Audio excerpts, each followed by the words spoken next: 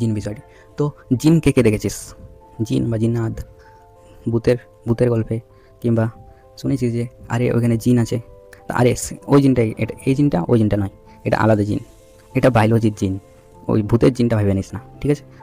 এবছরের যত মাধ্যমিক পরীক্ষার্থী আছে, যত ভাই বোন যারাই আছে, তাদেরকে বলে দিই যে আমি তোমাদের জীবন বিজ্ঞানের যে সেকেন্ড চ্যাপ্টারটা সেটা নিয়ে এসেছি, যেটার নাম হচ্ছে জীবনের প্রমাণতা। তো এই যে চ্যাপ্টারটি আছে না, এই চ্যাপ্টারটি একদম আমি দারুণভাবে বুঝিয়েছি, এবং ক্রোমোজোম জেঠু, জিন ভাইপো এরকম মানে সম্পর্ক দিয়ে বুঝিয়েছি। তাছাড়া বয়ফ্রেন্ড গার্লফ্রেন্ড এগুলো সব উদাহরণ ইউজ করে নিয়ে পড়িয়েছি। তো একদম ভিডিওটি ইন্টারেস্টিং হবে, শেষ তক্ষ দেখো এবং কমেন্ট করো কেমন হয়েছে। দেখ, তোদের যে বইটা আছে সেই বইটা কিন্তু আমি নিয়ে এসেছি। এটা তোদের যে টেক্সট বইটা, মাধ্যমিকের টেক্সট বইটা, সেটা কিন্তু আমি নিয়ে এসেছি, এবং এই টেক্সট বইটার সব কিছু আমরা ডিটেলে আলোচনা করব এবং বোঝার চেষ্টা করব, ঠিক আছে? আর কি আমার যে যখনই পড়া শেষ হয়ে যাবে, ঠিক আছে, আমার পড়া ধর শেষ হয়ে গেল, তারপরে একবার বইটাকে একবার রিডিং পড়ে নিবি, তাহলেই সব কিছু হয়ে যাবে। আমার ক্লাসে আমি তোদেরকে গ্যারান্টি দিচ্ছি যে একটা ওয়ার্ডও মুখস্থ করার প্রয়োজন পড়বে না তোদের, ঠিক আছে? তো চল তাহলে শুরু করা যাক আজকের টপিকটা। আর তাছাড়া আমি অফলাইনেও পড়াই, ঠিক আছে? অফলাইনেও পড়াই, এবং অফলাইনে প্রায় লাইফ সায়েন্সে যে ছেলেগুলো আছে, এগুলো লাইফ সায়েন্সে প্রতি বছর প্রচুর নাম্বার উঠায় ছেলেগুলো মাধ্যমিকে, ঠিক আছে? তো চল তাহলে শুরু করা যাক আমাদের চ্যাপ্টারটি নাম হচ্ছে কি, কন্টিনিউটি অফ লাইফ। তো চল তাহলে শুরু করে যাক। দেখ, সূচনাটা যেটা আছে এটা আমি একটু স্কিপ করছি, এটা কিছু নেই। কোষ বিভাজনটা আমি স্কিপ করছি, কারণ কোষ বিভাজন কোষ চক্রটা আমরা একটু পরে পড়বো। দেখ, যেটা আমি তোদেরকে ফার্স্ট পড়াবো সেটা হচ্ছে কি, ক্রোমোজোম বা ক্রোমোজোম, এটা নিয়ে পড়াবো। চল, ক্রোমোজোম জিনিসটা কি এটা নিয়ে পড়বো, চল, ঠিক আছে? ঠিক আছে, তো প্রথম যে জিনিসটা করাবো তোদেরকে সেটা হচ্ছে কি, ক্রোমোজোম কীভাবে তৈরি হয়, ঠিক আছে? তো ঠিক আছে, চল শুরু করা যাক, ক্রোমোজোম কীভাবে তৈরি হয়। তো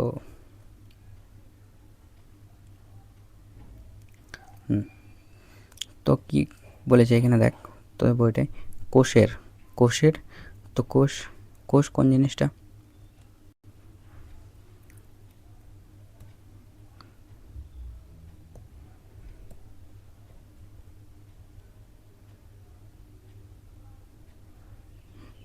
এই যে দেখতে পাচ্ছিস, এই যে পুরো স্ট্রাকচারটা, এই পুরো স্ট্রাকচারটা কিন্তু কোষের স্ট্রাকচার। এটা হচ্ছে সেল, ঠিক আছে? এটা হচ্ছে সেল। এটা মনে কর যে সেল আছে, সেলের বাইরে যে এই যে দেওয়ালটা দেখতে পাচ্ছিস, এটাকে কি বলছে? Plasma membrane. তারপরে এটা হচ্ছে কি, নিউক্লিয়াস। এটা কি, এন্ডোপ্লাজমিক রেটিকুলাম। এগুলো এন্ডোপ্লাজমিক রেটিকুলাম, এটা মাইটোকন্ড্রিয়া। এটা হচ্ছে পুরো সেলের স্ট্রাকচার, ঠিক আছে? পুরো সেলের স্ট্রাকচার, এই স্ট্রাকচারটা তোদের জানা দরকার।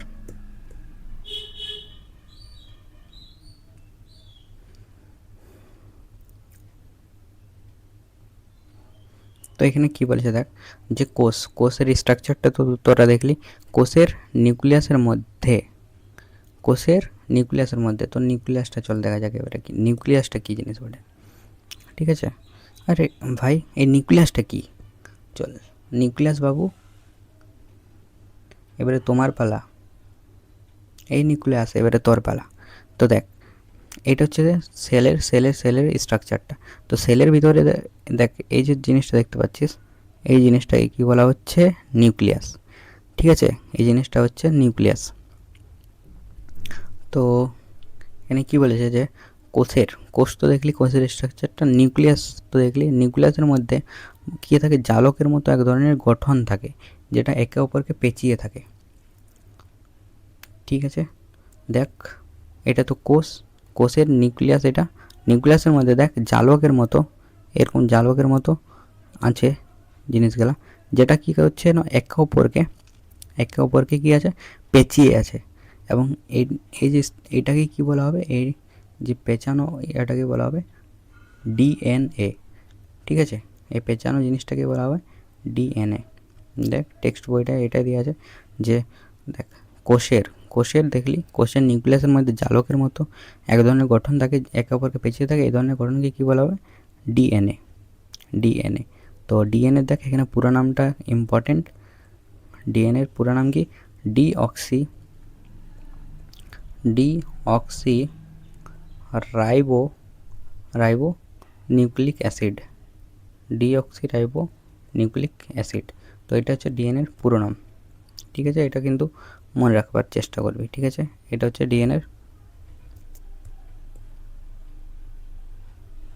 ডিএনএর পুরো নাম।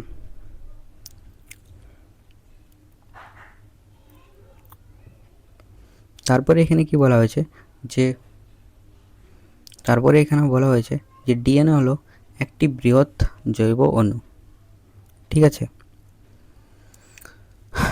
ডিএনএ একটি বৃহৎ জৈব অণু। তারপরে দেখ কি বলা হয়েছে এখানে, কি বলা হয়েছে যে নিউক্লিয়াসের মধ্যে ডিএনএ কুণ্ডলীকৃত অথবা আংশিক মুক্ত অবস্থায় থাকে। এই অবস্থাকে কি বলা হয়? নিউক্লিয় জালিকা। এখানে দেখ কি বলেছে যে দেখ এটা মনে কর নিউক্লিয়াস। তো নিউক্লিয়াসের মধ্যে কি আছে? যে ডিএনএটা নিউক্লিয়াসের মধ্যে কি আছে? ডিএনএ, যেটা পেঁচানো রশ্মি বা দড়ির মতো জিনিসটা দেখতে পাচ্ছিস, সেটা হচ্ছে ডিএনএ। এটা কি হচ্ছে? এটা আংশিক পেঁচানো অবস্থায় আছে এবং মুক্ত অবস্থায় আছে। এবং এই যে ডিএনএটাকে কি বলা হবে? ডিএনএটাই যখন পেঁচিয়ে থাকবে বা আংশিক মুক্ত অবস্থায় থাকবে, তখন সেটাকে কি বলা হবে? নিউক্লিয় জালিকা। তো সেটাকে কি বলা হবে? নিউক্লিয় জালিকা। দেখ যে নিউক্লিয়াসের মধ্যে, এটা মনে কর নিউক্লিয়াসের মধ্যে ডিএনএটা কি আছে? কুণ্ডলীকৃত আছে এবং আংশিক মুক্ত অবস্থায় আছে, মানে খোলা কোনো জায়গায় খোলা আছে, এবং এই অবস্থাটাকে কি বলা হবে? নিউক্লিয় জালিকা। ঠিক আছে, তারপরে আশা করি এতটা তোরা বুঝতে পেরেছিস। এরপরে জিনিসটা দেখ, কুণ্ডলাকৃত অবস্থায় ডিএনএ প্রোটিনকে দৃঢ়ভাবে পেঁচিয়ে থাকে।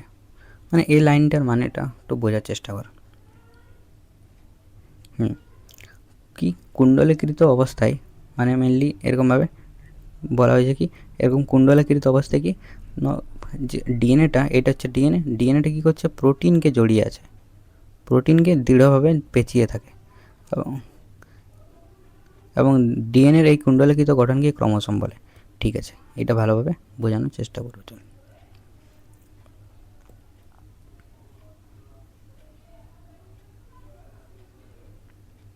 এবারে এই ছবিটার মাধ্যমে তোরা আরও ভালোভাবে ঘটনাটি বুঝতে পারবিস। দেখ কি হচ্ছে, যে দেখ এটা হচ্ছে কি? ডিএনএ কি আছে? দেখ একদম পেঁচিয়ে আছে, দেখতে পাচ্ছি স্ট্রাকচারটা একদম পেঁচিয়ে আছে। এরপরে কি আছে?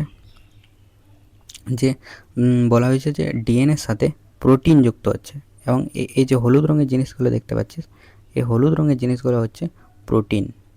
এই হলুদ রঙের জিনিসগুলো হচ্ছে প্রোটিন। এবং এই প্রোটিনগুলোতে কী হচ্ছে? দেখ এই যে ডিএনএটা কি আছে?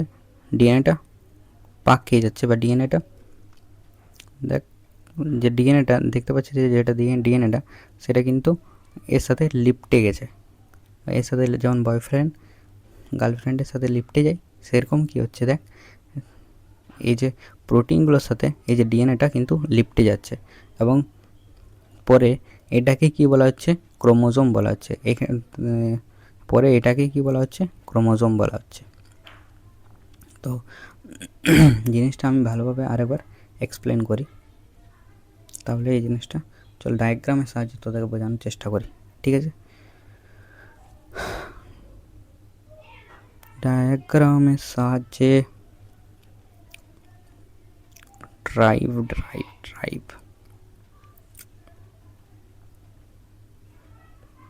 দেখ ডায়াগ্রামের সাহায্যে বোঝানোর চেষ্টা করি। ঠিক আছে, যে এইটা যে দেখতে পাচ্ছি, এটা হচ্ছে পেঁচানো ডিএনএ। এই ডিএনএর সাথে কি বলছে? ডিএনএর সাথে কি যুক্ত হচ্ছে? প্রথমে এটা হচ্ছে প্রোটিন। প্রোটিন এর সাথে কি হচ্ছে? দেখ ডিএনএটা যেটা আছে, এটা কিন্তু জড়িয়ে যাচ্ছে। এবং এই যে স্ট্রাকচারটা আছে এই স্ট্রাকচারটাকে কী বলবো, ক্রোমাটিন। ডাইরেক্ট ক্রোমোজোম তৈরি হয় না, ডিএনএ কী হয়, ডিএনএর সাথে যখন কি ডিএনএর সাথে যখন প্রোটিনটা এই গোল গোল পারা প্রোটিনটা যখন যুক্ত হয় তখন সেটা কী বলবো, ক্রোমাটিন। আর ক্রোমাটিন থেকে কি আরও কনডেন্স হয়ে বা আরও ঘন হয়ে কি তৈরি হয়, ক্রোমোজোম তৈরি হয়। আরও কনডেন্স বা ঘন হয়ে ক্রোমোজোম তৈরি হয়। এগুলো হচ্ছে ক্রোমোজোম। তো প্রথম ডিএনএ থেকে কী তৈরি হয়, ডিএনএর সাথে ক্রোমাটিন কী করে তৈরি হয়,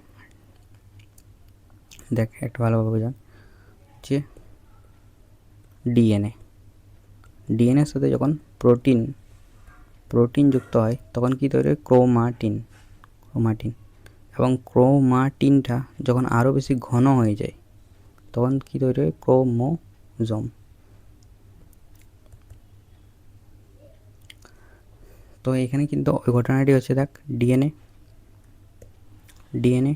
ডিএনএর সাথে কি হচ্ছে, যে প্রোটিনগুলো আছে এগুলো কিন্তু জড়িয়ে যাচ্ছে, এবং এই প্রোটিনটার নাম হচ্ছে হিস্টোন প্রোটিন। হলুদ রঙের যে প্রোটিনটা, হলুদ রঙের দেখ একদম চাকতির মতো যে প্রোটিনটা দেখতে পাচ্ছিস, যেটার উপর দেখ ডিএনএ লিপ্টে হয়ে আছে। অর্থাৎ এখানে মাথায় রাখবি যে হলুদ রঙের যে প্রোটিনটা আছে এটা কিন্তু বয়ফ্রেন্ড, এবং যে ডিএনএটা আছে সেটা কিন্তু গার্লফ্রেন্ড। দেখ বয়ফ্রেন্ডটা গার্লফ্রেন্ডের ওপর চিপকে আছে, লিপ্টে আছে। তো এই যে দশাটা দেখতে পাচ্ছিস এই দশাটাকে কী বলা হবে, ক্রোমাটিন। এবং ক্রোমাটিনটা এটা হচ্ছে ক্রোমাটিন। এবং ক্রোমাটিনটা আরও ঘন হয়ে কী তৈরি হচ্ছে, ক্রোমোজোম। আশা করি ডায়াগ্রামটা ক্লিয়ার হলো। এর পরে যে এটা আছে ওইটা কিন্তু করা যাবে।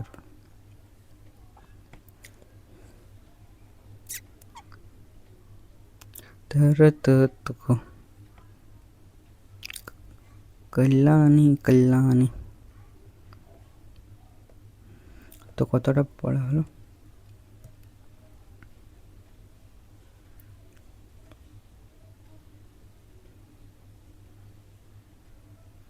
দেখ এই ব্যাপারটা আমরা পড়তেছিলি, এই ব্যাপারটা যে কুণ্ডলাকৃত অবস্থায় অবস্থায় এটা ডিএনএ কী হচ্ছে না, এই যে প্রোটিনগুলোকে দৃঢ়ভাবে পেঁচিয়ে থাকে এবং ডিএনএর এই কুণ্ডলাকৃত গঠনকে কী বলা হবে, ক্রোমোজোম। মানে এই কুণ্ডলাকৃত গঠনকে ক্রোমোজোম বলা হবে। মানে এখানে কি দেওয়া ছিল, ডিএনএর এই কুণ্ডলাকৃত গঠনকে ক্রোমাটিন বলা উচিত ছিল, ক্রোমাটিন থেকে তারপরে ক্রোমোজোম তৈরি হচ্ছে। তো এখানে বইটাতে দেওয়া আছে ডাইরেক্ট ক্রোমোজোম। মানে সত্যি বইটা ছাপে কীরকমভাবে, মানে ছেলেগুলো যাতে না বুঝতে, মানে কী বলবো বইটাকে, টেক্সট বইটা।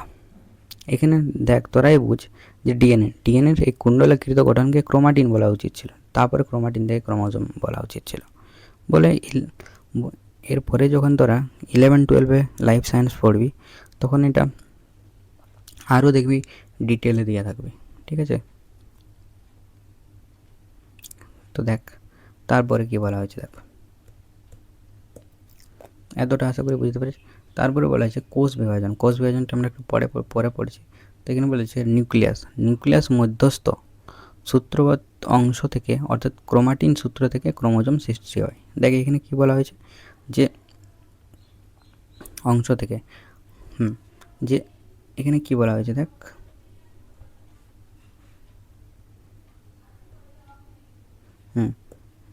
এখানে কি বলা হয়েছে, যে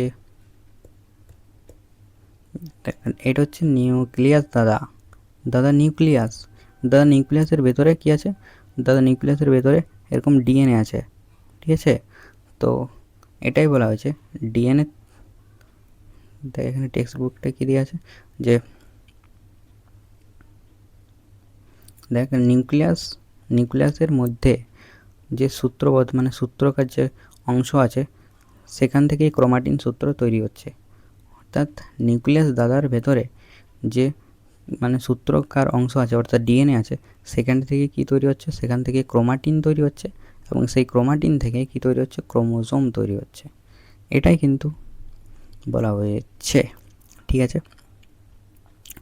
দেখো এখানে এটাই বলা হয়েছে যে কোষ বিভাজনের সময় নিউক্লিয়াস মধ্যস্থ সূত্রবৃন্দ অংশ অর্থাৎ ক্রোমাটিন সূত্র থেকে ক্রোমোজোম তৈরি হয়। অর্থাৎ নিউক্লিয়াস সূত্রবদ্ধ অংশ, অর্থাৎ এটা বলতে কী বোঝানো হয়েছে, ডিএনএ।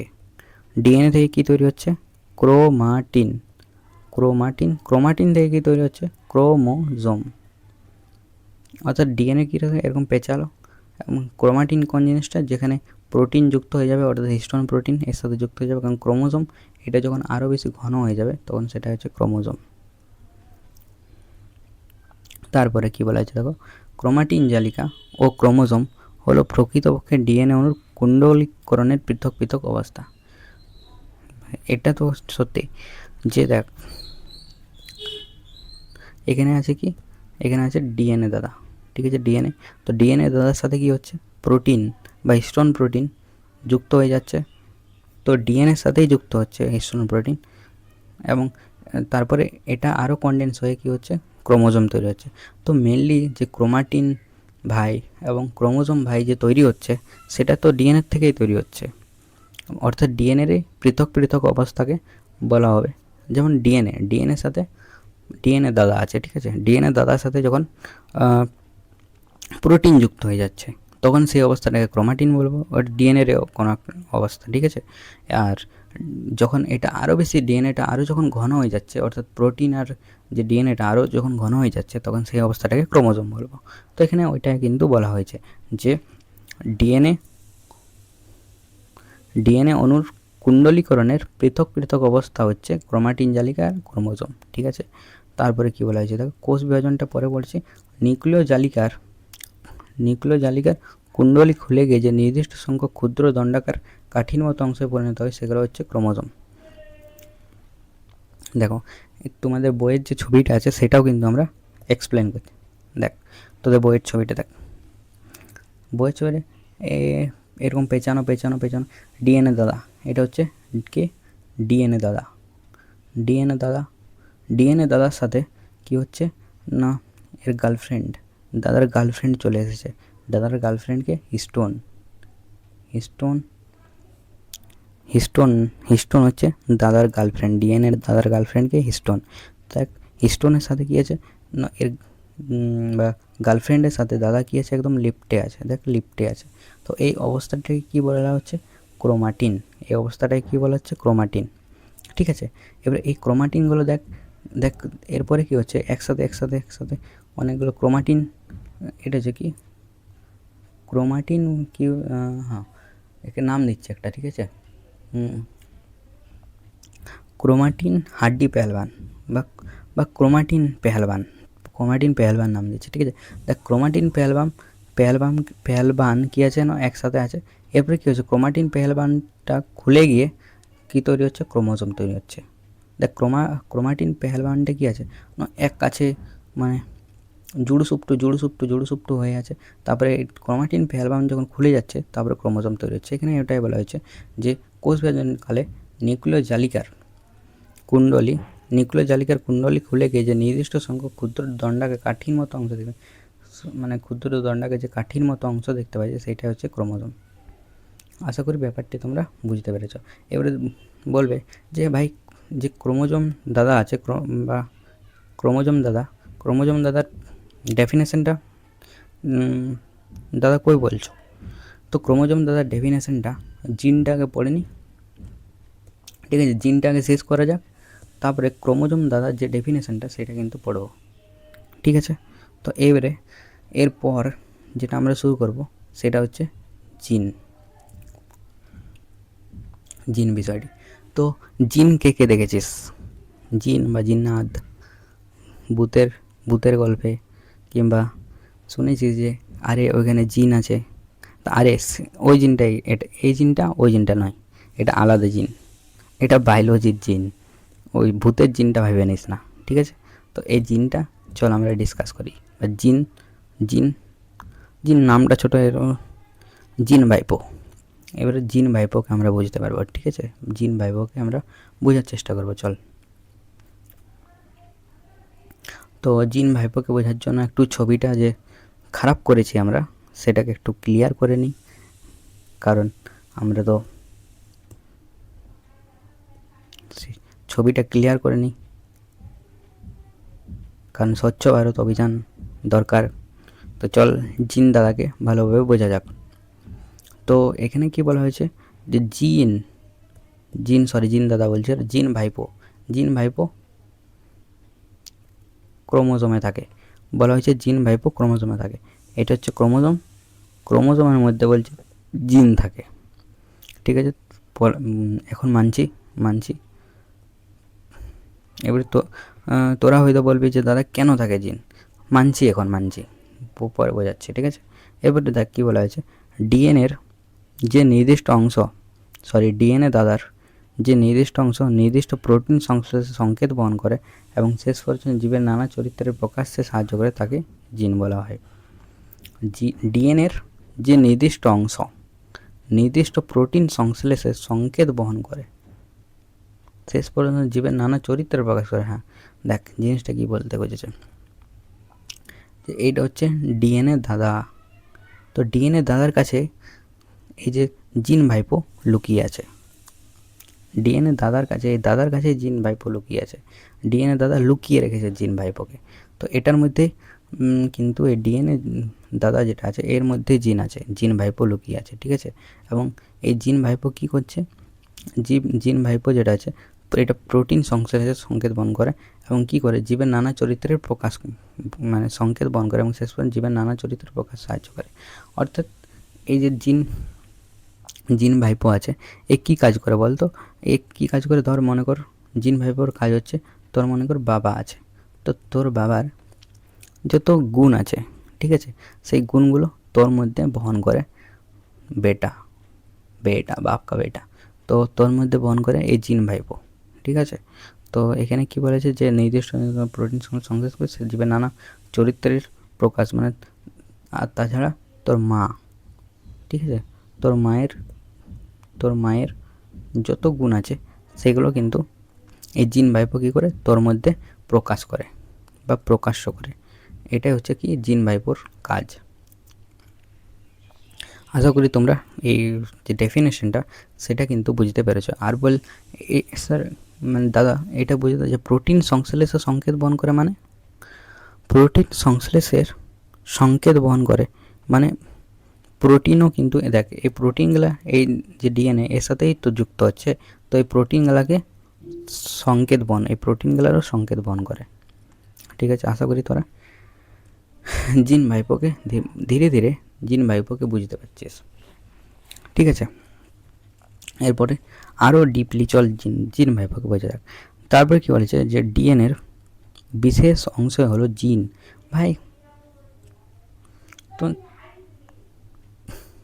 তোমাদেরকে বলেই তো যে ডিএনএ দাদা কী করছে, ডিএনএ দাদা জিন ভাইপোকে লুকিয়ে রেখেছে।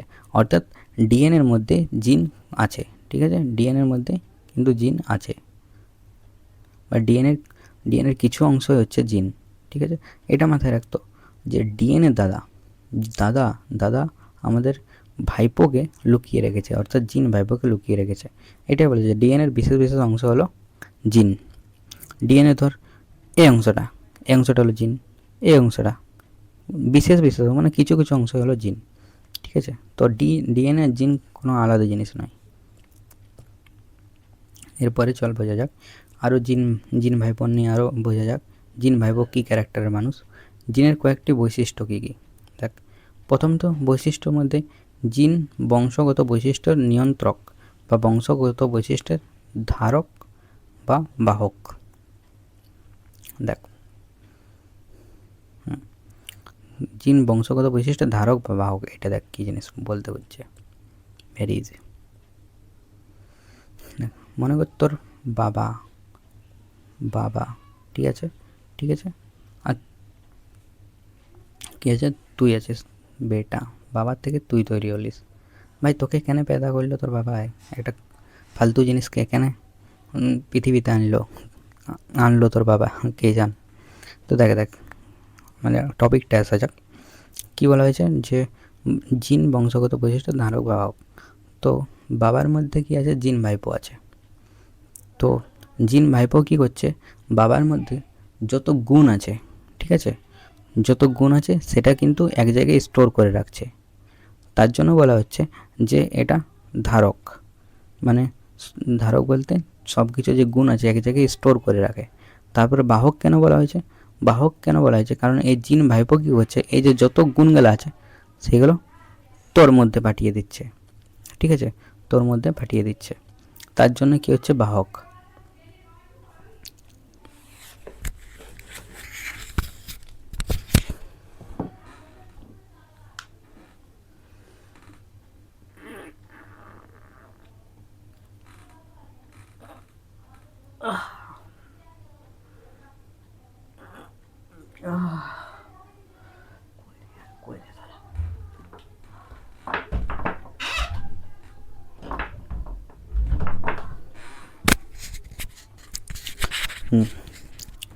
তো বুঝতে পারলিস এটা, যে জিন কেন ধারক আর বাহক হিসাবে কাজ করছে। জিন কেন ধারক হিসাবে কাজ করছে, ধারক কেন বলা হচ্ছে জিনকে?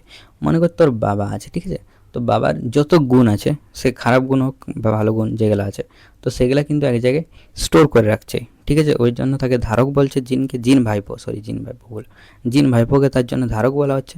এবারে জিন ভাইপো কী করছে না, জিন ভাইপোর আরেকটা কাজ আছে, এটা যত জিনিস স্টোর করে রেখেছে সেটা কিন্তু তোর বাবার যখন বেটা অর্থাৎ তুই হবি তখন তোর মধ্যে সেটা কি করবে, বহন করবে জিন ভাইপো।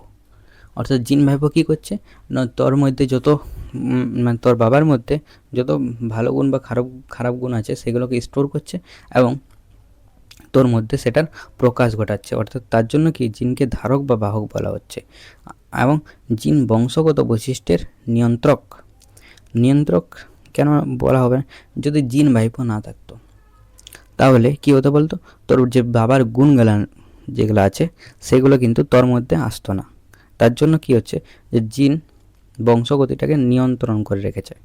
বুঝলি, জিন ভাইপো বংশগতিটাকে নিয়ন্ত্রণ করে রেখেছে। আশা করি প্রথমে যে লাইনটা, যে জিন বংশগত বৈশিষ্ট্যের নিয়ন্ত্রক এবং বংশ বৈশিষ্ট্যের ধারক বাহক, এটা তোরা বুঝতে পেরেছিস। তারপরে কি বলা হয়েছে, জিন ভাইপো ক্রোমোজোমে অবস্থিত এবং ক্রোমোজোমের অবচ্ছেদ্য অংশ। দেখ কি বলা হয়েছে এটা,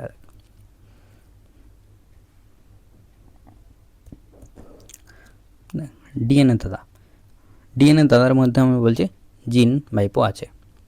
তো ঠিক আছে, এই যে ডিএনএ দাদাই কিন্তু এই যে প্রোটিনের সঙ্গে যুক্ত হয়ে কী তৈরি হচ্ছে, ক্রোমাটিন তৈরি করছে।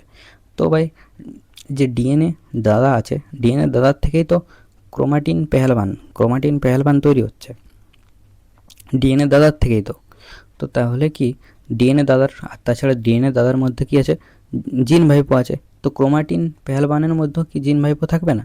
জিন ভাইপো থাকবে। এবং ক্রোমাটিন পেহলবানের মধ্যে যদি জিন ভাইপো থাকে তাহলে ক্রোমোজোম যেটা আছে তার মধ্যেও জিন থাকবে, কারণ ক্রোমাটিন থেকেই তো ক্রোমোজোম তৈরি হচ্ছে না। দেখ, ক্রোমাটিন থেকেই ক্রোমোজোম তৈরি হচ্ছে। তো এটাই বলা হয়েছে যে জিন ভাইপো কি ক্রোমোজোমের অবস্থিত বা ক্রোমোজোমের অবচ্ছেদ্য অংশ। এখানে দেখ প্রথম লাইনটা যেটা বলা আছে, জিন প্রধানত ক্রোমোজোমেই থাকে। তো জিন কেন প্রধানত ক্রোমোজোমেই থাকে? কারণ যে ডিএনএ দাদা আছে, ডিএনএ দাদার মধ্যে জিন থাকে এবং যে এখানে ক্রোমাটিন পেহলবান আছে সেটাও কিন্তু ডিএনএ দাদার থেকেই তৈরি হয়েছে, শুধুমাত্র সেটাই প্রোটিন যুক্ত হয়ে গেছে। ঠিক আছে, আর ক্রোমাটিন যেটা হয়, ক্রোমাটিন থেকেই তো ক্রোমোজোম তৈরি হয় এবং ক্রোমাটিনের মধ্যে যদি জিন ভাইপো থাকে তো ক্রোমোজোমের মধ্যে জিন ভাইপো থাকবে। তো এটাই কিন্তু এখানে বলা হয়েছে যে জিন ভাইপো ক্রোমোজোমের অবস্থিত এবং ক্রোমোজোমের একটা অংশ। ঠিক আছে, তারপর 3 নম্বরটা কী বলেছে দেখো, জিন মুখ্যত ডিএনএ দিয়ে গঠিত। ভাই বলা হয়েছে যে জিন ভাইপো যেটা আছে, ভাইপো আমি ওই ভাইপোর কথা বলছি না যে ভাইপো কদিন আগে অবস্থা খারাপ হলো, যে ভাইপোর মমতার ভাইপো, ওই ভাইপোর কথা বলছি না, এটা আলাদা ভাইপো। তো এটা হচ্ছে জিন ভাইপো। বলা হয়েছে কি জিন ভাইপো ডিএনএর মধ্যে ডিএনএ দিয়েই গঠিত হয়। অর্থাৎ ডিএনএ, এটা মনে কর ডিএনএ, তো আমি বললাম তো ডিএনএ দাদা কী করছে, ডিএনএ দাদা জিন ভাইপোকে লুকিয়ে রেখেছে, তো ওইটারও অংশ। এটা কি জিন মুখ্যত ডিএনএ নিয়ে গঠিত। আর কি এটা মাথায় রাখবি, এটা কি ডিএনএ দাদা জিন ভাইপোকে লুকিয়ে রেখেছে। তারপরে হচ্ছে ভাইরাস আরএনএ জিন রূপে কাজ করে। ভাই এই ভাইরাস জিনিসটা কিন্তু অনেক বাজে জিনিস করে।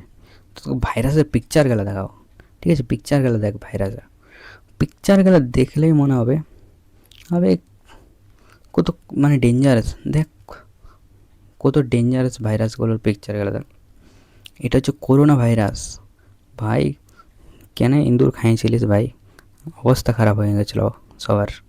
ইঁদুরটা খাবার কি অনেক বেশি দরকার ছিল। চাইনিজ লোক গেলা, চাইনিজ সত্যি চাইনিজ লোক গেলা খাবার খাইতে পায় না। চাইনিজ লোক গেলার কি কোনো খাবার নাই যে ওরা ইঁদুর খায় করোনা ভাইরাস করে? এটা হচ্ছে করোনা ভাইরাসের স্ট্রাকচারটা। এটা হচ্ছে ইনফ্লুয়েঞ্জা ভাইরাস, এটা হচ্ছে HIV। এগুলো এবার ভাইরাস সম্পর্কে বলে দিই যে ভাইরাসের মধ্যে কোনো DNA দাদা নেই। ভাইরাসের মধ্যে কি থাকবে? RNA থাকবে। তো তখন কী হবে? যেহেতু DNA নেই, তো আমরা জানি যে DNA দাদা কী করে? জিনকে লুকিয়ে রাখে। কিন্তু তার যেহেতু যেখানে DNA নেই, অর্থাৎ এদের ক্ষেত্রে DNA নেই, এদের ক্ষেত্রে RNA আছে, তো এখানে কী হবে? কেন RNAটা দাদা বনে যাবে এবং এই দাদাটা কী করবে? তার ভাইপোকে অর্থাৎ জিন ভাইপোকে লুকিয়ে রাখবে। ওদের দেখ বইটাতে এটাই বলা হয়েছে।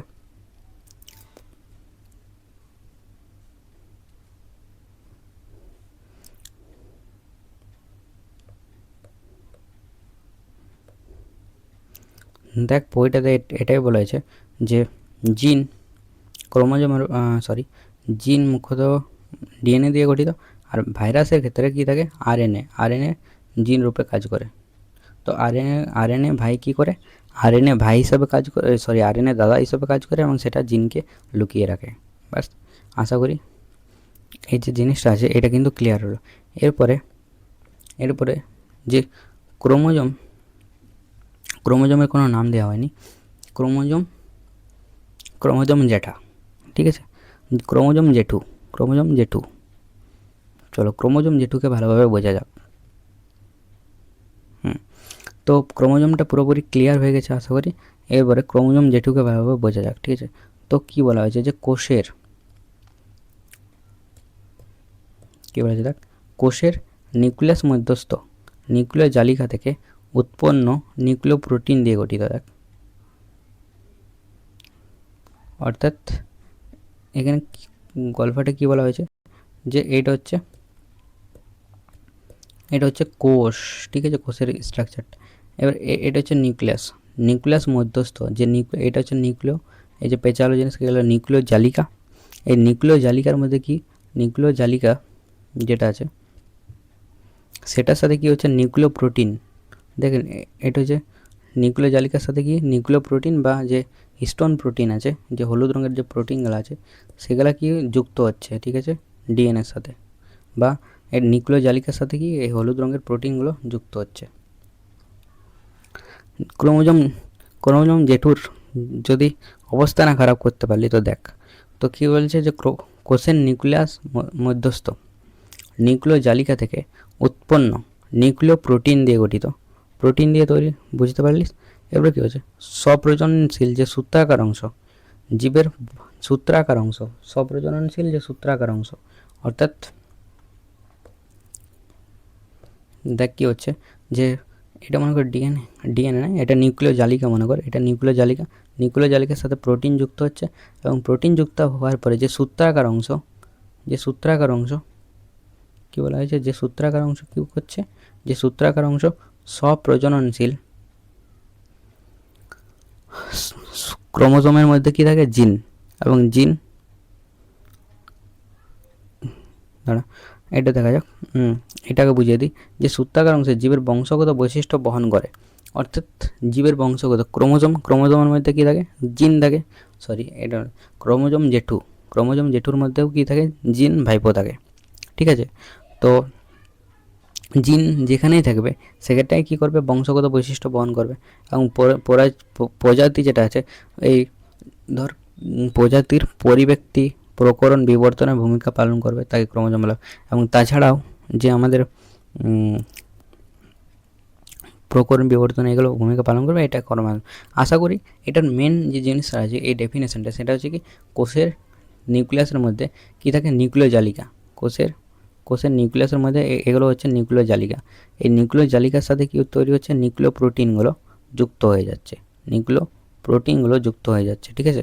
এবং নিউক্লিয় প্রোটিনের সঙ্গে যুক্ত হয়ে নিয়ে যে সূত্রাকার অংশ, এবং এটাই কি হচ্ছে, কনডেন্স হয়ে কী তৈরি, ক্রোমোজোম তৈরি করছে।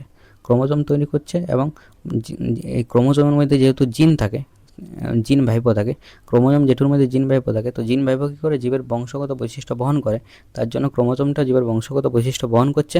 এবং প্রজাতির পরিব্যক্তি প্রকরণ বিবর্তন এগুলো পড়াবো পরে এগুলোর অবস্থা খারাপ করব। পরিব্যক্তি প্রকরণ বিবর্তন এগুলো ভূমিকা পালন করে, তাকে ক্রোমোজোম বলা হবে, ঠিক আছে। আশা করি ক্রোমোজোমের যে ডেফিনেশনটা সেটা কিন্তু ক্রোমোজোম জেঠুর ডেফিনেশনটা ক্লিয়ার হলো।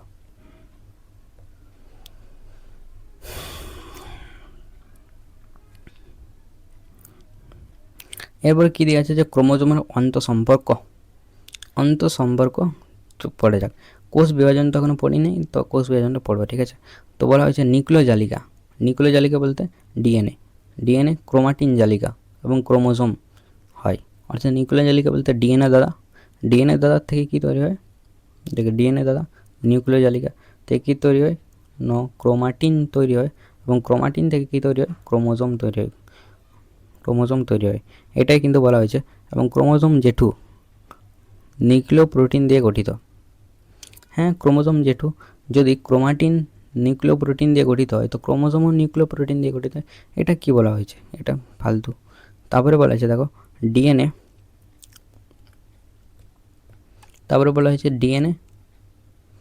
ডিএনএ দাদা ক্রোমোজোমে অবস্থিত। তো ডিএনএ দাদার থেকেই তো ক্রোমোজোমটা তৈরি হচ্ছে। তো এই কথা এটা উল্টা বলে দিয়েছে যে ডিএনএ ক্রোমোজোমে অবস্থিত, মানে ডিএনএ দাদা যেটা আছে সেটা কিন্তু ক্রোমোজোমে অবস্থিত। অর্থাৎ ডিএনএ থেকেই তো তৈরি হচ্ছে, ক্রোমাটিন তৈরি হচ্ছে, এবং ডিএনএ দাদার থেকেই তো ক্রোমাটিন তৈরি হচ্ছে, এবং ক্রোমাটিন থেকেই তো ক্রোমোজোম তৈরি হচ্ছে। তো অবভিয়াসলি ক্রোমোজোমের মধ্যে ডিএনএ থাকবে। এটা কি নতুন কিছু লাইন বাড়াচ্ছে খালি। তারপরে কী বলেছে দেখো ডিএনএ দাদা প্রোটিন সংশ্লেষের সংকেত বহনকারী নির্দিষ্ট অংশ। এটা কতবার বলবে যে ডিএনএ দাদা প্রোটিন সংশ্লেষের সংকেত বহনকারী নির্দিষ্ট অংশ হলো জিন। যে ডিএনএ দাদার মধ্যে কি জিন ভাইপোকে লুকিয়ে রেখেছে, এবং জিন ভাইপো কী করে, প্রোটিন সংশ্লেষের সংকেত বহন করে, ঠিক আছে, সংকেত বহন করে। বা জিনকে কী বলা হবে, ধারক বা বাহক বলা হবে, ওইটা ওখানে বলা হয়েছে। সুতরাং কী বলা হয়েছে যে ক্রোমোজোম ডিএনএ অর্থাৎ ক্রোমোজোম জেঠু ডিএনএ দাদা এবং জিন ভাইপো পরস্পরের সঙ্গে সম্পর্কিত।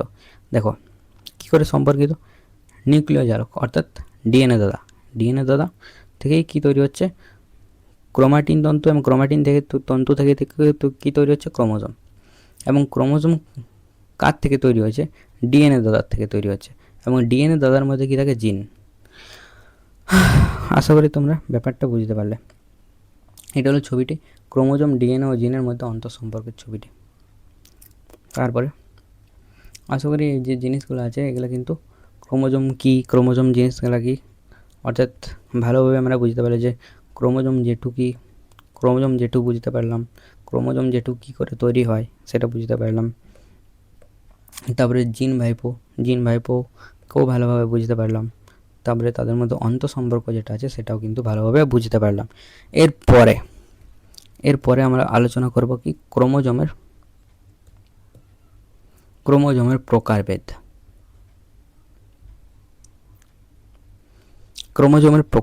বা ক্রোমোজোম জেঠুর প্রকারভেদ। চলো তাহলে শুরু করা যাক।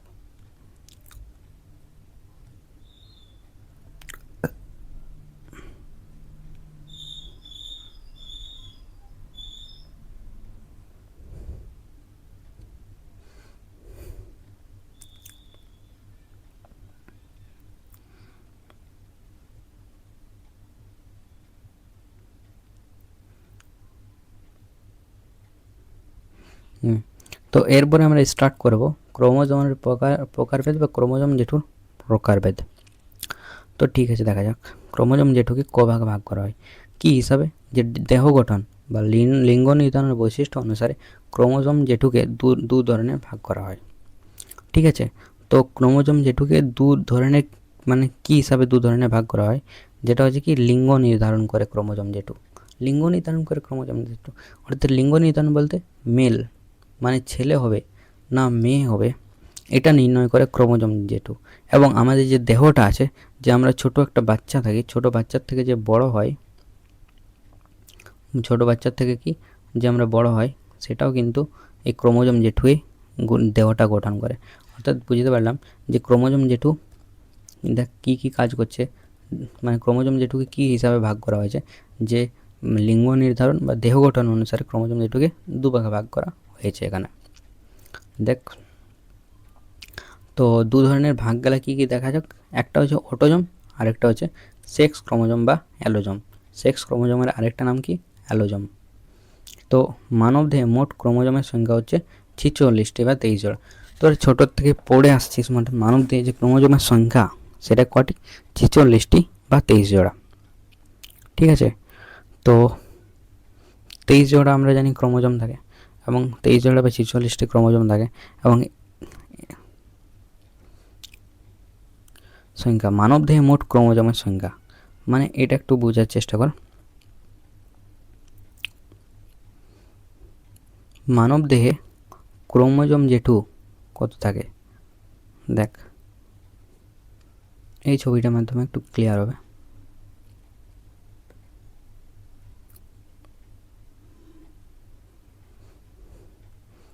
দেখ এখানে কি আছে, এইটা হচ্ছে মেল, সরি ফিমেল।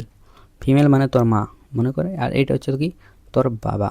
ঠিক আছে, তো তোর যে মা আছে তার মধ্যেও কয়টি 46টি ক্রোমোজোম আছে, তোর বাবা আছে তার মধ্যেও 46টি ক্রোমোজোম। অর্থাৎ মানবদেহে কটি ক্রোমোজোম থাকে 46টি, এবং বা 23 জোড়া। 23 জোড়া তো এক জোড়া মানে দুটো, 23 জোড়া মানে 46টি। ঠিক আছে, 46টি ক্রোমোজোম থাকে। তো এখানে কি বলছে দেখ, তারপরে 46টি ক্রোমোজোম, এবং এদের একসঙ্গে লিঙ্গ নির্ধারণে এদের এক জোড়া লিঙ্গ নির্ধারণে অংশগ্রহণ করে। অর্থাৎ টোটাল ক জোড়া ছিল ক্রোমোজোম, 46 বা 23 জোড়া ছিল। এদের মধ্যে 22 জোড়া মধ্যে মোটেই এক জোড়া যেটা থাকবে সেটা কিন্তু লিঙ্গ নির্ধারণ করবে। বাকি 22 জোড়া যেটা থাকবে, 22 জোড়াটা কিন্তু লিঙ্গ নির্ধারণ করবে না, এক জোড়াই কিন্তু লিঙ্গ নির্ধারণ করবে। এবং যে এক জোড়া লিঙ্গ নির্ধারণ করবে সেটাকে সেক্স ক্রোমোজোম বলা হবে। যেমন মনে কর যে এই যে 22 জোড়া, দেখ 22 জোড়া ক্রোমোজোম জে টু যেটা আছে, 22 জোড়া ক্রোমোজোম জে টু মানুষের মধ্যে লিঙ্গ নির্ধারণ করবে না, শুধুমাত্র যে এই যে দেখতে পাচ্ছিস এক জোড়া সেটাই কিন্তু লিঙ্গ নির্ধারণ করবে। লিঙ্গ নির্ধারণ করবে অর্থাৎ এটা যদি বোঝাবার চেষ্টা করি, যে মনে কর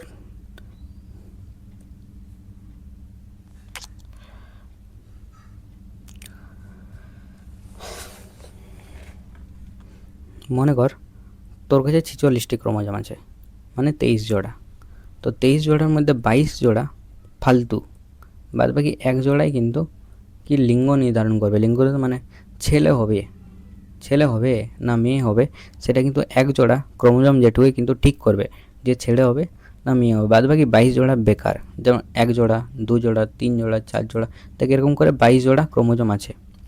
ঠিক আছে, এবং 22 জোড়া 23 জোড়া মানে এখানে দুটা থাকা উচিত বটে, তাহলে 23 জোড়া হয়ে যাবে। তো এটার শুধুমাত্র এক জোড়াই কী করবে, সেক্স মানে লিঙ্গ নির্ধারণ করবে, মানে ছেলে হবে না মেয়ে হবে সেটা নির্ণয় করবে। তো এদের কি বলা হবে, সেক্স ক্রোমোজোম বলা হবে। পুরুষদের সেক্স ক্রোমোজোম হচ্ছে XY।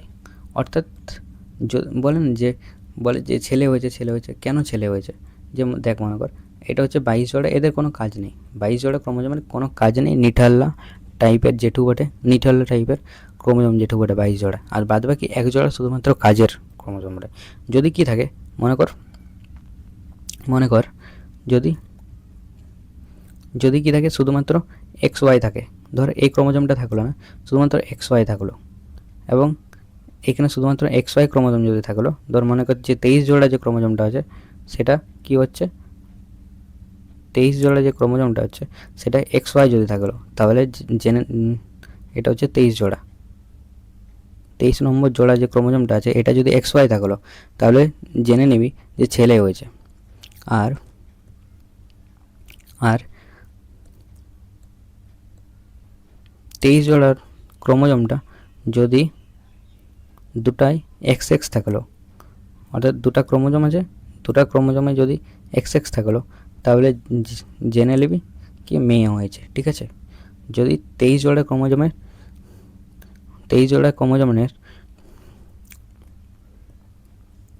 23 জোড়া ক্রোমোজোমের মানে 23 জোড়া ক্রোমোজোমের যে যদি XX থাকলো, যদি XY থাকলো না, শুধুমাত্র XX থাকলো 23 নম্বর ক্রোমোজোমটি, তাহলে মেয়ে হয়েছে। আর যদি 23 নম্বর যে ক্রোমোজোমটি সেটা XX না থেকে XY থাকলো তাহলে ছেলে হয়েছে। ঠিক আছে, তো পুরুষদের ক্ষেত্রে যে সেক্স ক্রোমোজোম হচ্ছে সেটা কিন্তু XY, আর মেয়েদের ক্ষেত্রে XX ক্রোমোজোম। ঠিক আছে, যদি XX থাকে,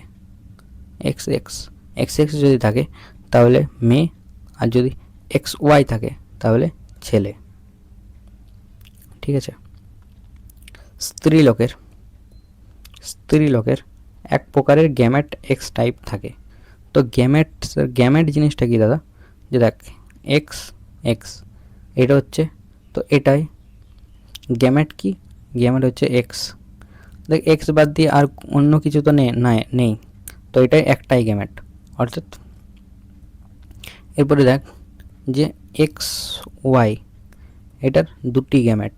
কি গ্যামেট, একটা X আর একটা Y, আর XX এর ক্ষেত্রে কি একটাই গ্যামেট আছে।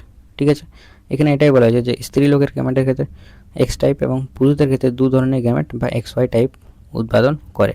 অর্থাৎ পুরুষ হতে গেলে দু টাইপের তার মধ্যে ক্রোমোজোম থাকবে, একটা হচ্ছে XY, আর মেয়েদের ক্ষেত্রে দুটাই ক্রোমোজোম XX থাকবে। তাই স্ত্রী গ্যামেটকে কি বলা হবে, তাই স্ত্রী গ্যামেটকে হোমো গ্যামেট বলা হবে। হোমো মানে কি সেম। স্ত্রীদের ক্ষেত্রে মানে মেয়েদের ক্ষেত্রে, মানে তোর যে গার্লফ্রেন্ড তার ক্ষেত্রে কি হয় যে হোমো গ্যামেটটা থাকে, অর্থাৎ XX থাকে। বুঝতে পারলিস, অর্থাৎ হোমো মানে সেম টাইপের গ্যামেট। দেখ এটা দুটো সেম টাইপের গ্যামেট থাকে বলে একে হোমো মানে সেম টাইপের গ্যামেট। আর হেটেরো আর পুং গ্যামেটের ক্ষেত্রে, অর্থাৎ পুং গ্যামেটের ক্ষেত্রে যে বয়ফ্রেন্ড আছে, অর্থাৎ মেয়েদের ক্ষেত্রে বলছি, যার বয়ফ্রেন্ড আছে তার বয়ফ্রেন্ডের ক্ষেত্রে পুং গ্যামেটকে হেটেরো গ্যামেট বলা হয়। হেটেরো গ্যামেট কেন বলা হয়, কারণ যে বয়ফ্রেন্ড আছে তার মানে ছেলের, তার XY ক্রোমোজোম থাকে, অর্থাৎ দুটো আলাদা আলাদা গ্যামেট থাকে বলে একে হেটেরো গ্যামেট বলে। এখানে মেয়েদের ক্ষেত্রে দুটো একই টাইপের গ্যামেট থাকে বলে একে হোমো গ্যামেট বলা হয়।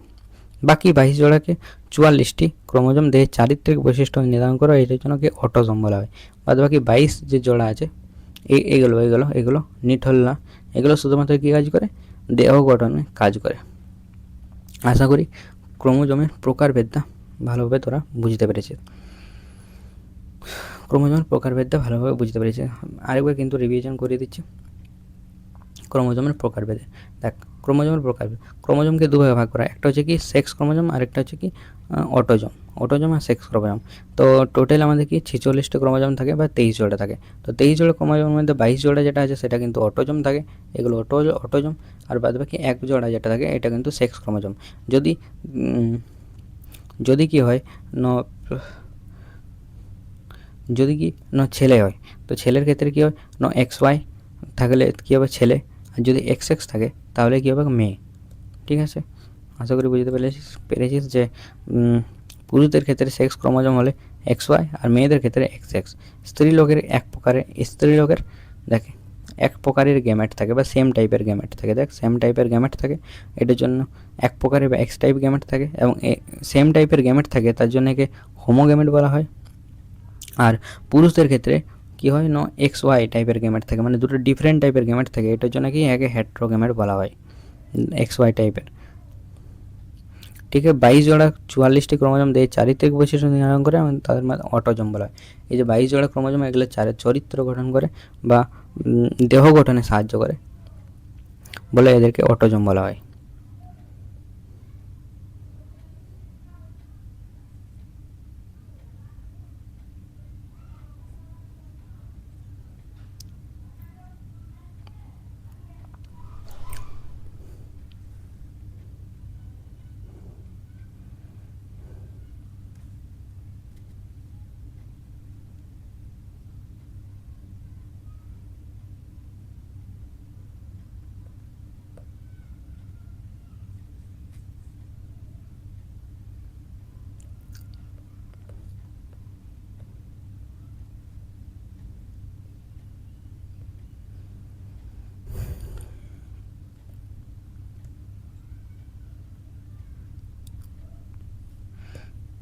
এরপরে ক্রোমোজোম যেটু সংখ্যাটা চল পড়া যাক। হ্যাঁ, কি বলা হয়েছে দেখ, একটি নির্দিষ্ট প্রজাতির ক্রোমোজোমের সংখ্যা সবসময় ধ্রুবক। যেমন হচ্ছে মানুষের ক্ষেত্রে যে হিউম্যানের ক্ষেত্রে ক্রোমোজোমের সংখ্যা হচ্ছে 46টি। তাহলে এটা কোনোদিন চেঞ্জ হবে না, এটা একই থাকবে। সেরকম আলাদা আলাদা প্রাণীর ক্ষেত্রে ক্রোমোজোমের সংখ্যা কিন্তু আলাদা হবে।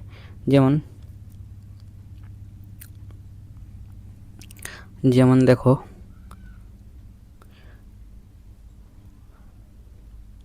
যেমন এখানে কি আছে, গরু। আরে তোমরা তো সবাই তো গরু। না না না, গরু নয়, তোমরা শিয়াল। তো টোটাল দেখো, গরুর 60টি ক্রোমোজোম আছে। বাফালো তার কটি? 50টি। গোট 60টি।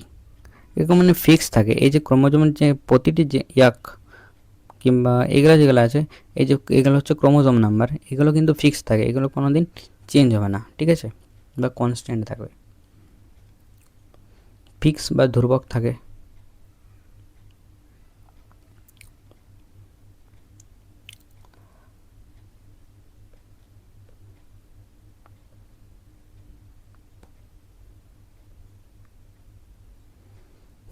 একটি নির্দিষ্ট প্রজাতির ক্রোমোজোম সংখ্যা সবসময় ধ্রুবক থাকে। মানুষ দেহকোষের ক্ষেত্রে ক্রোমোজোমের সংখ্যা কটি? 46টি। এরপরে একটা জিনিস বোঝা যাক, ডিপ্লয়েড জিনিসটা কি, হ্যাপ্লয়েড জিনিসটা কি, সেটা একবার বোঝা যাক যে কি ডিপ্লয়েড জিনিসটা কি, হ্যাপ্লয়েড।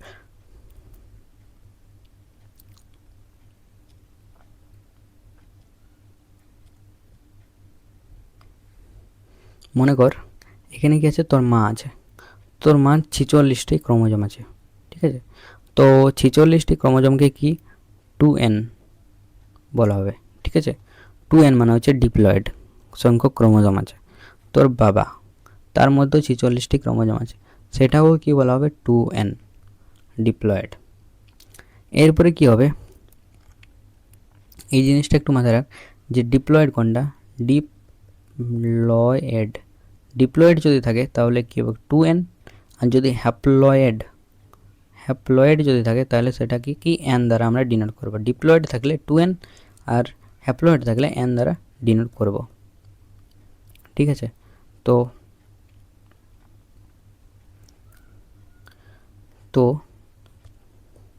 তোর বাবা আছে, ঠিক আছে, তোর মা আছে, তোর মায়ের কাছে কি 46টি ক্রোমোজোম আছে, মানে 2n সংখ্যক ক্রোমোজোম আছে।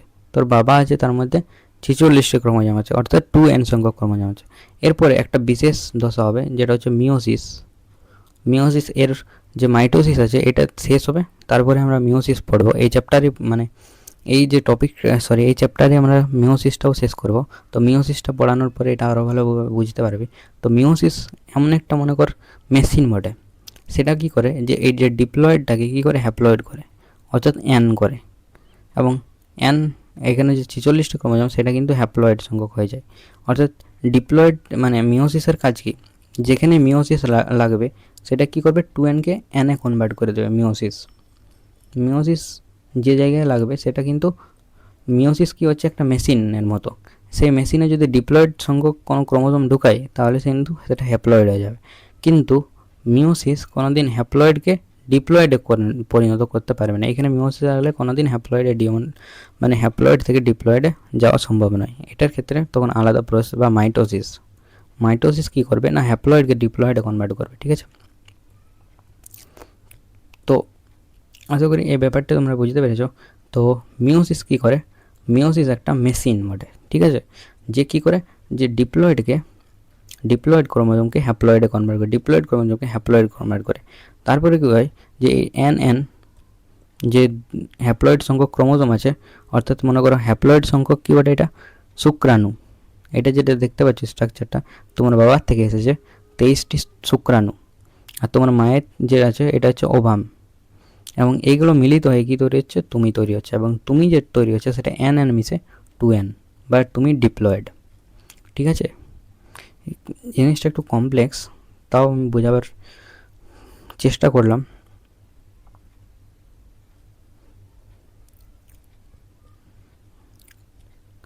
জিনিসটা একটু কমপ্লেক্স, মিওসিসটা বোঝানোর পরে এটা কি আরও ভালো তোমরা বুঝতে পারবে।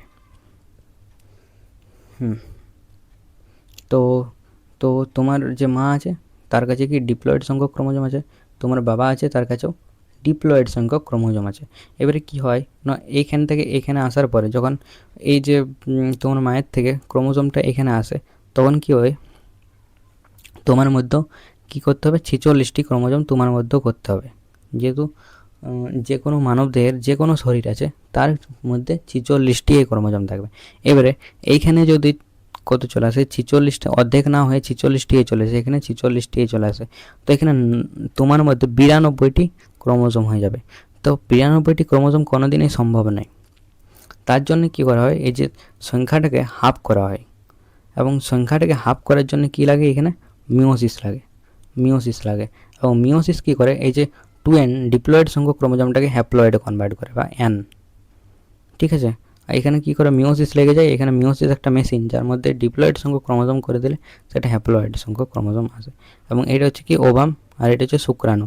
এবং এটার ফার্টিলাইজেশন হয়ে নেই কি তুমি তৈরি হচ্ছ, এবং তোমার যে 2n সংখ্যক বা 46টি সংখ্যক ক্রোমোজোম তোমার মধ্যে আছে, বা ডিপ্লয়েড সংখ্যক ক্রোমোজোম তোমার মধ্যে থাকবে। এটাই এখানে বলা হয়েছে। দেখো জিনিসটা বুঝতে, যে 46টি যেখানেই ক্রোমোজোম থাকবে সেখানে 46টি ক্রোমোজোম মানে হচ্ছে ডিপ্লয়েড বা 2n সংখ্যক ক্রোমোজোম।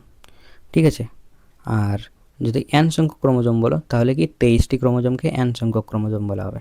তো এখানে বলা আছে শুক্রাণু আর ডিম্বাণু। তোমরা দেখলে যে শুক্রাণু এটা হচ্ছে কি শুক্রাণু, এটা হচ্ছে ডিম্বাণু। এটা n সংখ্যক ক্রোমোজোম বা 23টি ক্রোমোজোম আছে। ঠিক আছে, n সংখ্যক ক্রোমোজোম বা 23টি ক্রোমোজোম, দেখে 23টি ক্রোমোজোম আছে। শুক্রাণু বা ডিম্বাণুর মধ্যে কয়টি ক্রোমোজোম আছে, দেখুন এখানে শুক্রাণু আর ডিম্বাণু ক্রোমোজোমের সংখ্যা হচ্ছে 23টি, এবং এটা হ্যাপ্লয়েড সংখ্যক। উচ্চ শ্রেণী উদ্ভিদ বা প্রাণীর ক্ষেত্রে কি ডিপ্লয়েড সংখ্যক থাকে। তারপর হচ্ছে ক্রোমোজোম একক সংখ্যক, ক্রোমোজোম যেটা একক সংখ্যক সেটে গ্যামেটের মধ্যে থাকে এবং তাকে হ্যাপ্লয়েড সেট বলা হবে। হ্যাপ্লয়েড সেট মানে হচ্ছে 23টি যেখানেই থাকবে 23টি ক্রোমোজোম যেটাই হবে সেটা হচ্ছে হ্যাপ্লয়েড সংখ্যক। আর ডিপ্লয়েড সংখ্যক মানে হচ্ছে যেখানে 46টি ক্রোমোজোম থাকবে সেটা হচ্ছে ডিপ্লয়েড সংখ্যক। এবার হচ্ছে ক্রোমোজোম সংখ্যা যখন দুটি হ্যাপ্লয়েড সেটে থাকে তখন সেটাকে ডিপ্লয়েড সেট, অর্থাৎ n প্লাস দুটি হ্যাপ্লয়েড সেটে থাকে তখন তাকে ডিপ্লয়েড সেট বলা হবে। অর্থাৎ দেখো এটা এখানে কি দুটো হ্যাপ্লয়েড সেট আছে, এবং দুটো হ্যাপ্লয়েড সেট মিলে কি তৈরি হচ্ছে, তুমিই তৈরি হচ্ছে, অর্থাৎ ডিপ্লয়েড সেট। দুটো হ্যাপ্লয়েড সেট থেকে কি ডিপ্লয়েড সেট তৈরি হচ্ছে। মানুষের দেহকোষে ক্রোমোজোম সংখ্যা 46টি। মেনলি এখানে তোমাদের যেটা কাজে লাগবে সেটা কি, সেটা শুধুমাত্র কয়েকটা জিনিসে কাজে লাগবে। মেন যদি সামরি বলি এখানে কাজে লাগবে, সেটা কি মনে রাখতে হবে যে ডিপ্লয়েড সংখ্যক ক্রোমোজোম মানে হচ্ছে 46টি। এটা ইম্পর্টেন্ট। ডিপ্লয়েড সংখ্যক ক্রোমোজোম মানে কটি, 46টি। ডিপ্লয়েড সংখ্যক ক্রোমোজোম মানে হচ্ছে 46, এটা ইম্পর্টেন্ট। আর হ্যাপ্লয়েড সংখ্যক ক্রোমোজোম মানে হচ্ছে 23টি। হ্যাপ্লয়েড সংখ্যক ক্রোমোজোম হচ্ছে 23টি। বাস এই জিনিসটা মনে রাখলেই হয়ে যাবে। আর ক্রোমোজোমের সংখ্যা কোনোদিন চেঞ্জ হবে না, বাস। তারপরে দেখো সাইন্টিফিক নেম গেলা, যেমন মোটরের সাইন্টিফিক নেম হচ্ছে পিসম সতিবাম, বান্দরের হচ্ছে এই যে সাইন্টিফিক নেম গেলা আছে,